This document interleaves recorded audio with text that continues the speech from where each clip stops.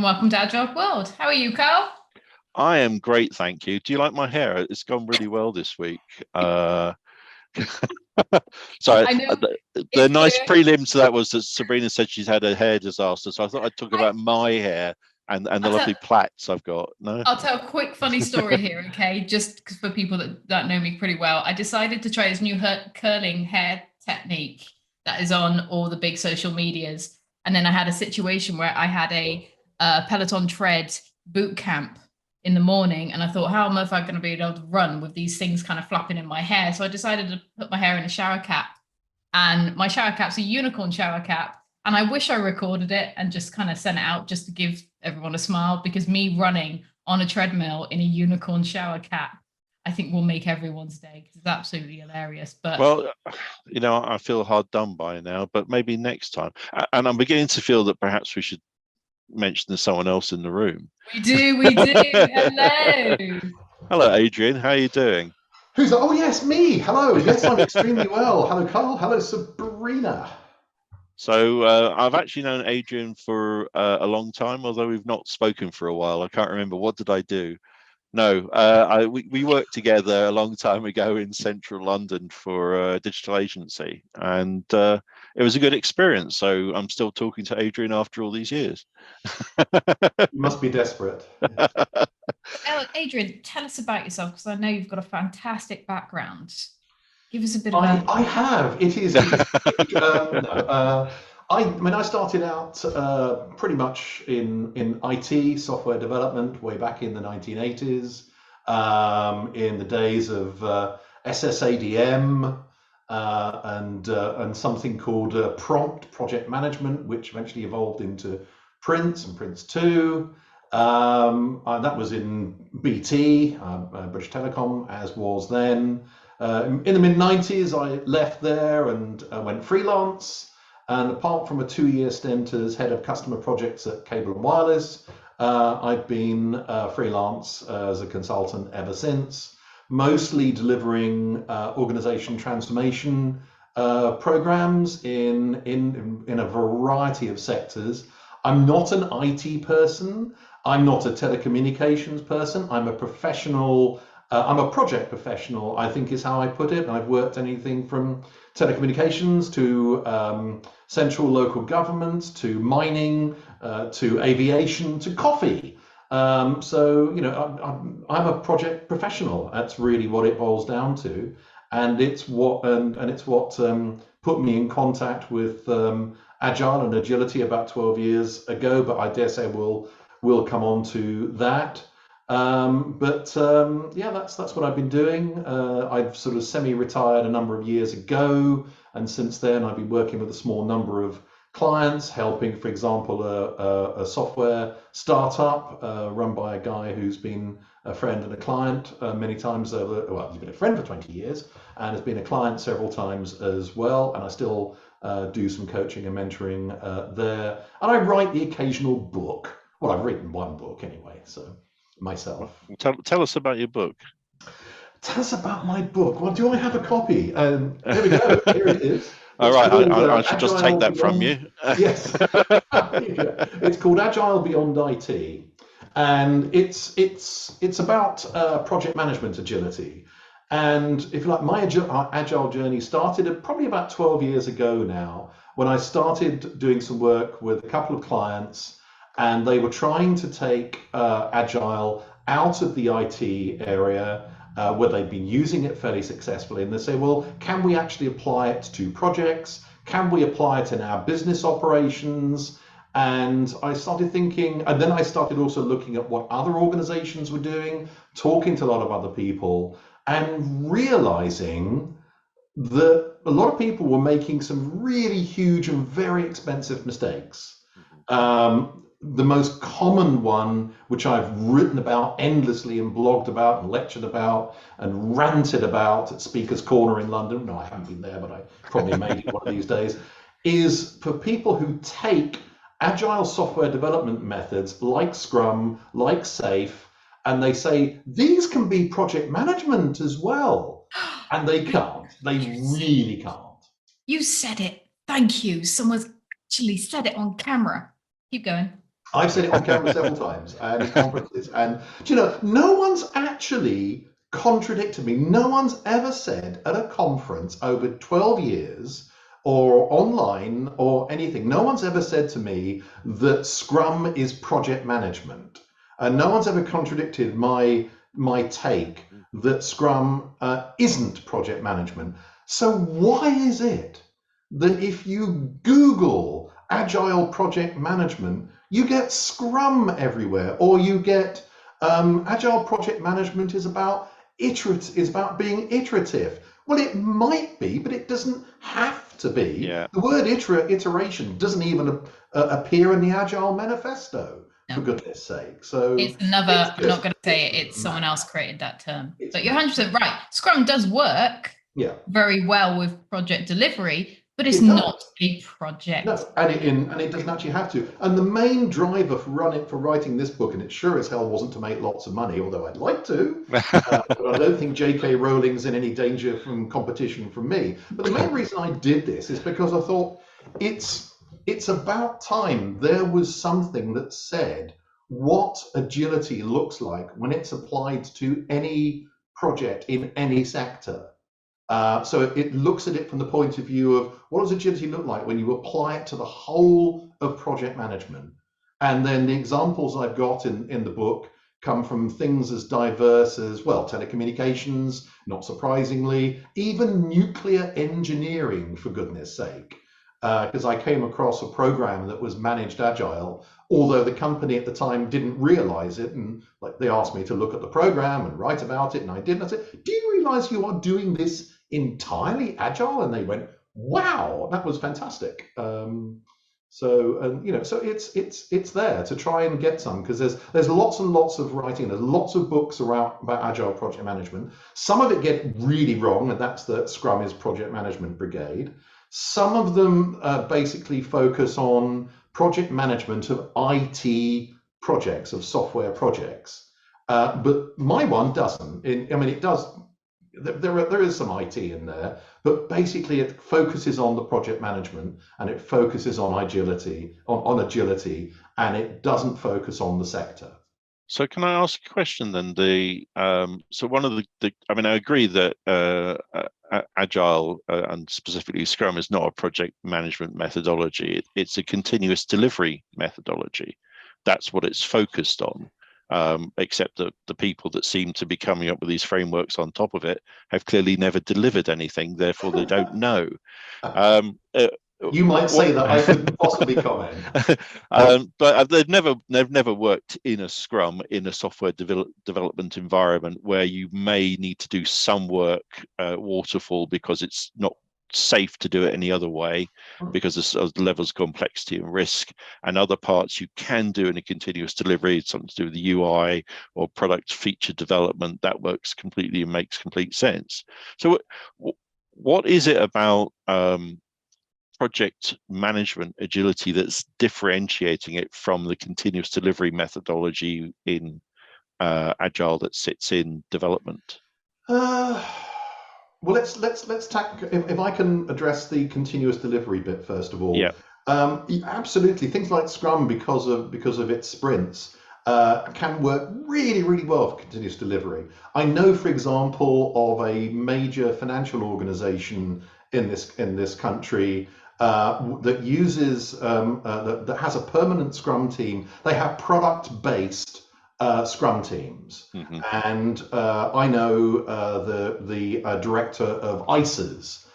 So she is responsible for making lots of money for that company out of selling ICES. So she is the product manager for ICES. And within her little empire, quite big empire, she has a team which is a permanent Scrum team that consists of obviously the technical designers and developers, and then it rotates subject matter experts from her business unit in order so that they can basically do any of the IT work needed to support evolution in the ISA product and the way it's sold, marketed, etc., to clients. And that's a continuous team. And it just works day in, day out, week in, week out, regular releases, regular 2 weekly, fortnightly sprints. go then into release management, and out it goes. There's not a project in sight, and there doesn't need to be. The only time, so and that is absolutely the absolutely continuous process. Let me contrast that with an example that I'd say in the book about a major retail supermarket retail program that wanted to and did change out every single point of sale bit of kit, tills to you and me, in every size of store right throughout the UK.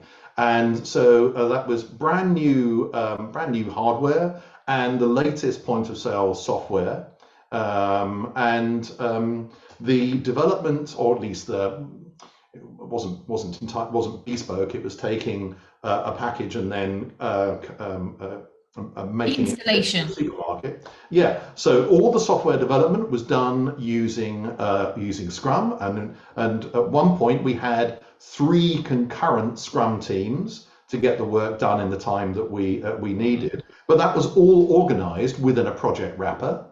So we had effectively 3 phases in the project. Each phase had a Scrum team. We had all the usual roles, etc., etc. But of course, each Scrum team had a finite set of scope that they started with, which changed as it needed to under control over time. But of course, that project started, and that project then finished. So that was finite delivery, and we just organized the scrums and the number of sprints needed in order to deliver the scope within the time for the available budget, etc., etc., etc.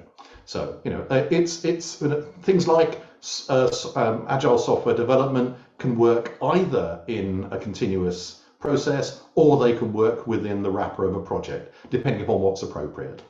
Yeah. And I think the second part of your question is that kind of what makes the project agility. Now that one's a little more difficult. Because kind of what I realized years ago, and why I kind of got excited, is that I started looking at true project professionals. And if you look at agility, one of the things, if you say, if someone says to me, can I sum up what agility is? It's doing just enough. Because you don't need to do more documentation than you need to. You don't need to do more of anything. That you just do just enough of anything. And that sums it up beautifully. And how do true project professionals, how does any management professional work? They only do just enough, or even outside. You're talking about applying agility to way outside of the IT sphere. I think I wrote in a recent blog, I said, take a look at great tennis players like Nadal. They don't move around the court any more than they need to. They make other people move around the court. They're stonkingly agile. They do just enough. They play just enough in order to defeat the opponent. And there's also that bit about what not to do. And this is the bit that everyone forgets. There's a bunch of stuff that you shouldn't do. I mean, if you're taking the tennis player, they know to return a point that's going to be too far away for them, they might injure themselves and might not be able to finish the game. And instead of responding like servants to the thank you for giving me some work, we should be saying, well, actually, no, we shouldn't be doing that at all. That's going to cause so many ripples and damage that we shouldn't do it at all. And that's as agile as delivering is not delivering. So I decided to turn that just enough on its head, and I said, well, look, if project professionals behave in an agile way, whether they realize it or not, you can turn the whole thing on its head and say, well, if you actually want to develop great project professionals, why not use agility as your model? There are lots of different ways you can do it, and they're perfectly valid. But I just thought, is agility a model that can be used for developing great project capability? And that's kind of where I came from. And 12 years later, I still believe the same thing. And that's the conclusion I come to. It's not the only one. And there are certainly organization cultures in which that cannot work. And I do talk about that in the book as well, because agility requires a supportive organization culture. And if you don't have that supportive organization, if you have a highly centralized organization who's not prepared to trust people, that's not prepared to delegate authority, that's not prepared to, for example, ensure that resources are available, to work, to be properly engaged in projects, you cannot get agility to work no matter how hard you try. It will fail. So don't do it.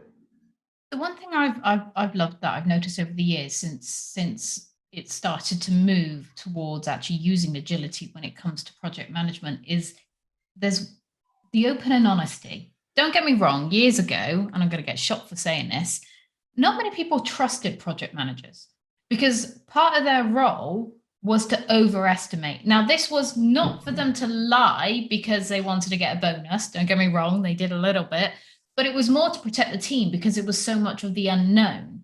But because they are now working in more in an agility way, they're not overestimating. There's more trust, there's more visibility, that it feels that there's more honesty. But I have a question for you. What's your point of view where there's some out there that actually say the term or the job role project manager should not be involved in agility? What's your point of view on that? Well, it's complete rubbish. You may as well say project management should be involved in running a project. Light not working properly. There we go. Is your question directed at saying we don't need project managers in when it comes to doing things agile? Do you know what? It's around that. There was actually a thing years ago where actually agility, Scrum, because it's not within the Scrum ways of working, as an example. We were talking about Scrum earlier, where you had a product owner, a Scrum master, a facilitator, and then you had the team, and the role project manager wasn't involved. And a lot of places and a lot of agilists were kind of pushing back, saying that role is going to die, it doesn't exist or anything like that. But actually, times have changed because it's actually shown that there is a place for the role of a project manager is just as important, or the role as a product owner is actually doing project management stuff. But I think it comes back to what I was saying earlier. If you've got, it'd be quite nice to move kind of again beyond the sort of the Scrum world and the IT world, but let's stick with that. If you're doing agile software development and you don't need a project wrapper, you don't need a project management, you don't need a project manager. If you are doing agile software development, but there's an awful lot more going on, as there quite often is. So say it's some kind of change, some transformation, you're probably going to be doing some training because of you're coming up with new IT output, so new software. So someone's probably going to require some training. You might need you might be doing some business process changes. You may even be completely building a new office or anything else. So there could be an awful lot more outcomes going on than just producing some software. And in which case, you need to be able to coordinate and deliver all of those in a controlled way together, which is what projects are for. So that's point one. If you need a project wrapper, you need a project. If you don't need you need a project manager. If you don't need a project wrapper because of what you're doing, i.e. it's just continuous, and what you're basically doing is producing software, which is then going into production, you don't need a project wrapper and you don't need a project manager. Now let's talk about the roles. It could be that a Scrum Master has the capability, that individual, to be able to do both, and the nature of the project might be that single person can do both the Scrum Master and project manager role, or the product owner could have the necessary skills and space to be able to take on both roles. But to say that if you've got a project, you have to, if you're not putting a project, someone having in that project manager position, I kind of why would you do that? What's the point in having a Formula One, entering a car in a Formula One race, if you're not going to have a driver who's got the skills and experience and knowledge to be able to then drive the damn thing? I think it's also horses for courses, because I think if you're going to deal with complex governance, then you usually have PMO, which I fully understand. I think the move in Agile is to get rid of that governance and change where it sits in, and whether or not it's automated and actually part of patterns. But you can't actually drive your Formula One car with tractor tires. And that's kind of what I'm seeing in a lot of transformations. You've got monster trucks. Yeah, I know. No, not a Formula One car. Just not Formula One. No. Not when you spend £2 million agree, on a car. You don't want to put tractor tires on, because you'll rip the axles off. The point is that's what's happening with large transformations, is they are optimizing the teams to the nth degree, so they are the Formula One cars, and then they're putting them in an environment that says that they still have to go through architectural sign-off, they have to go through passport control, through cybersecurity and all the resilience continuity, and they have to go through other governances and gateways to deliver to certain timelines, when you're actually asking them to do it in an agile way, which is completely counterintuitive. And I think it's the hybrid view is, let's do the bits that we can do in that continuous delivery methodology, and the other bits that we can't, we understand that we can't. And I always say to people, don't expect your whole organization to become 100% that's team-driven agile, because it won't work. You'll probably end up in court. Someone will sue you, or you'll end up speaking to the regulators quite regularly. I think you're right, and I think it comes down to, again, something I said earlier about the culture, because again, something I realized years ago, actually about the same kind of time, I was working with two colleagues, and we were talking about how you get, well, let's talk about the principle. The principle is that there are two areas of scope, as it were, that enable projects to be successful. There's what you do inside the project, and then there's what's going on in the hinterland around the project. So the organizations around the project. Now, again, something which I've said many, many times and discussed with many, many professionals, and no one's ever contradicted me about this, is that an awful lot of project and program managers spend a lot of their time fighting against the organization they're in to keep their projects alive. They're fighting for attention from sponsors, they're fighting for promised resources, they're fighting for laptops, whatever it happens to be, you know. And if you're in manufacturing process, you know, the head of a manufacturing at a production line doesn't come in every morning and think, you know, have I got to go out and just make sure that all of the materials are going to be coming through, because he or she knows they are, because that's what it's. So why is it that project working, and I'm very much recognizing that there's this huge increasing projectization of work is happening, which is another driver for my book. So an organization's saying, we want to develop agility, but if you're not creating a landscape in which projects, let alone agile projects, can thrive, that's where you get organizations that only have about 30 or 40% success rates. Whereas if you look at organizations that create great environments in which projects can thrive, whether they're agile or otherwise, you get 80 to 90% success rates.